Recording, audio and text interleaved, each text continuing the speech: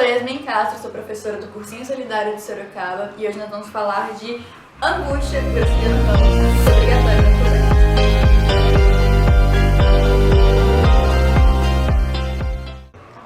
Em 2 horas escrevo uma palavra, Marina. Depois, aproveitando letras desse nome, arranjo coisas absurdas. Ar, mar, rima, arma, ira, amar. Uns 20 nomes. Quando não consigo formar combinações novas, traço rabiscos, que representam uma espada, uma lira, uma cabeça de mulher e outros disparates. Penso em indivíduos e em objetos que não têm relação com os desenhos. Processos, orçamentos, diretor, secretário, políticos, sujeitos remediados que me desprezam porque sou um pobre diabo. Tipos bestas.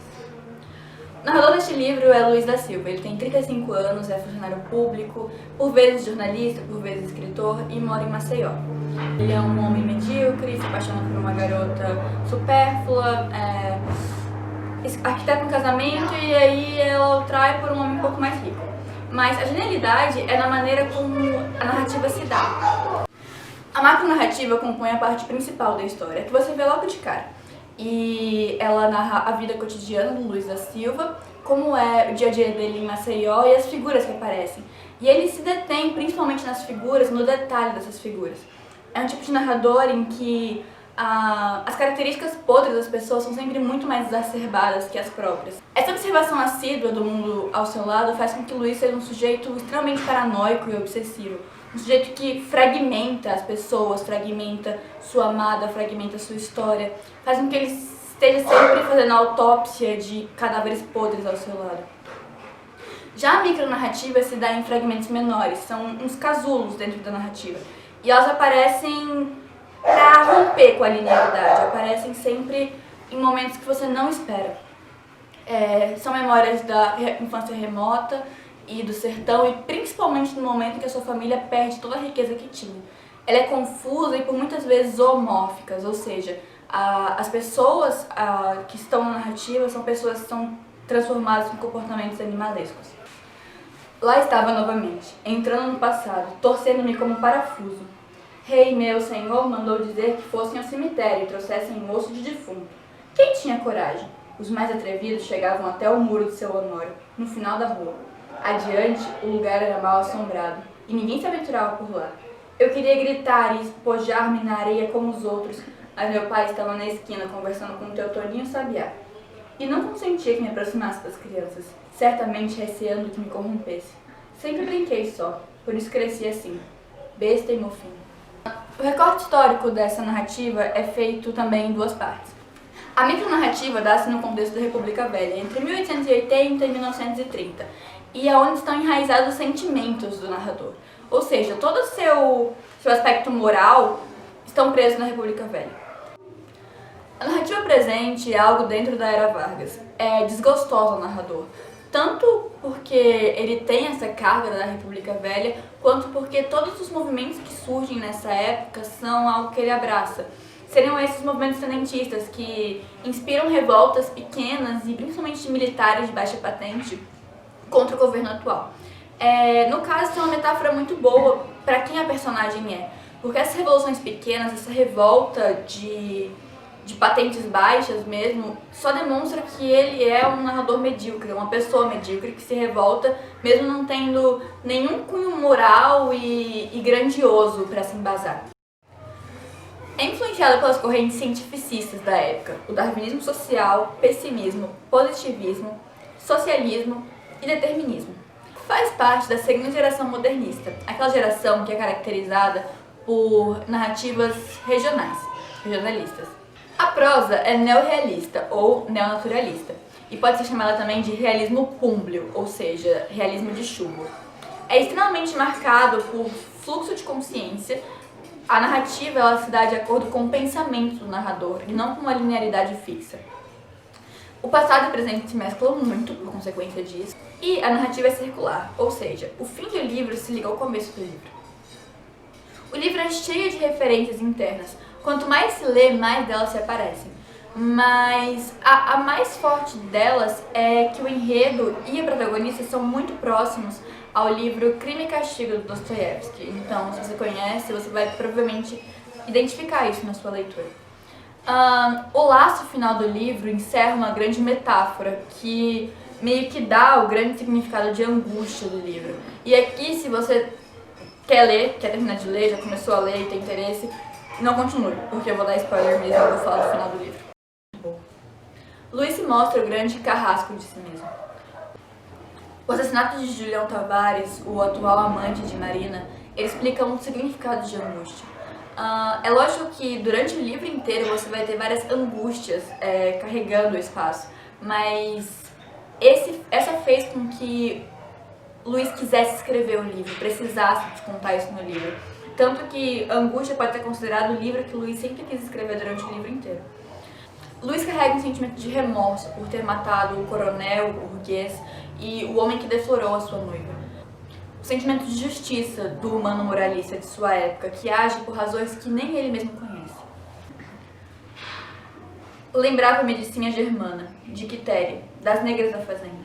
Sinha Germana só tinha conhecido um homem. As pretas não se envergonhavam de conhecer muitos homens. Que diferente. Desenho de Sinha Germana, que dormiu meio século numa cama dura e nunca teve desejos. Adquiro ideias novas, mas essas ideias brigam com sentimentos que não me deixam. Sinha Germana dormia no couro de boi com o velho Trajano, e se dormisse de outra forma não dava certo. Os costumes de Sinha Germana eram superiores aos de Quitéria. Por quê? Não havia o porquê, e isso me enraivecia.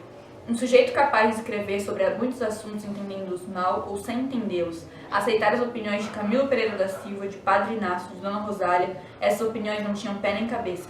Marina valia o que tinha valido antes de engrossar a barriga e procurar Dona Bertina. As mesmas pernas bem feitas, os mesmos braços que mexiam, as roseiras do quintal podre, os mesmos cabelos que pareciam oxigenados, os mesmos olhos traquinas. Mas as pernas não se curvavam para mostrar as nádegas apertadas na saia estreita. Os braços moviam-se vagarosamente pesados, os cabelos amarelos caíam sobre a testa enrugada, os olhos baixaram-se cheios de culpa, desviando-se dos outros olhos.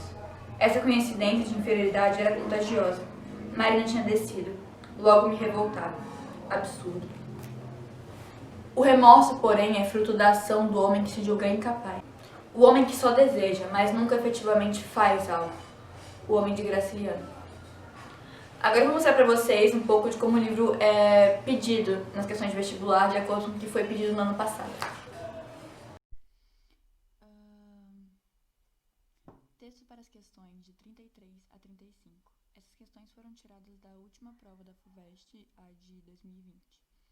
Os textos literários são obras de discurso a que falta a imediata referencialidade da linguagem corrente. Poéticos abolem, destroem o mundo circundante, cotidiano, graças à função irrealizante da imaginação que os constrói, e prendem-nos na teia da sua linguagem, a que devemos o poder de apelo estético que nos enleia, seduz-no um mundo outro, irreal, neles configurado. No entanto, da adesão a este mundo de papel, quando retornamos ao real, nossa experiência ampliada e renovada pela experiência da obra, à luz do que nos revelou, possibilita redescobri-lo, sentindo-o e pensando-o de maneira diferente e nova. A ilusão, a mentira, o fingimento da ficção aclara o real ao desligar-se dele, transfigurando-o e aclara-o já pelo insight que em nós provocou. Benedito Nunes, Ética e Leitura, de Crivo Papel.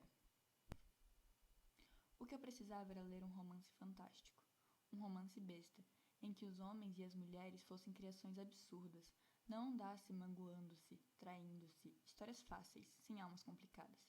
Infelizmente, essas leituras já não me comovem. Graciliano Ramos, Angústia. Romance desagradável, abafado, ambiente sujo, povoado de ratos, cheio de podridões de lixo, nenhuma concessão ao gosto do público, solilóquio doido, enervante.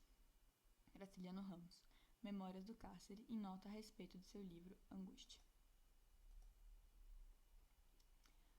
Questão 33. O argumento de Benedito Nunes, em torno da natureza artística da literatura, leva a considerar que a obra só assume função transformadora se a. Estabelece um contraponto entre a fantasia e o mundo. B. Utiliza a linguagem para informar sobre o mundo. C. Instiga o leitor a uma atitude reflexiva diante do mundo. D. Oferece ao leitor uma compensação anestesiante do mundo. E E. Conduz o leitor a ignorar o mundo real. Vamos voltar na questão para a gente poder ver se a gente encontra qualquer tipo de argumento de uma dessas alternativas?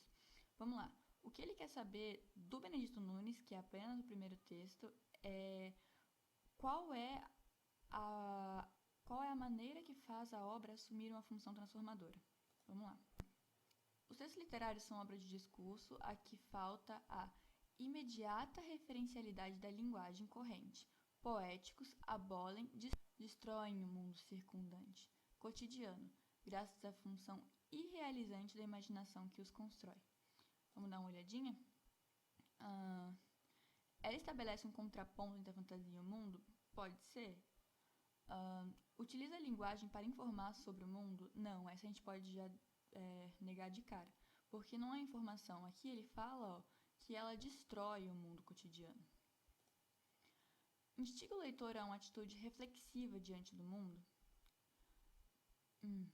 Oferece ao leitor uma compensação anestesiante do mundo? Eu acho que essa aqui a gente elimina também. Vamos eliminar aqui, a B. Opa. A B. Eliminada. E a D. De maneira nenhuma a angústia vai anestesiar você, ela vai destruir seu sentimento. Conduz o leitor a ignorar o mundo real? Eu também acho que não, porque enfim, a gente usa do mundo real para poder... A gente usa do mundo real na obra literária, mas isso não quer dizer que ela seja da maneira que ela é. Ficamos entre A... E aí ficamos entre A e C.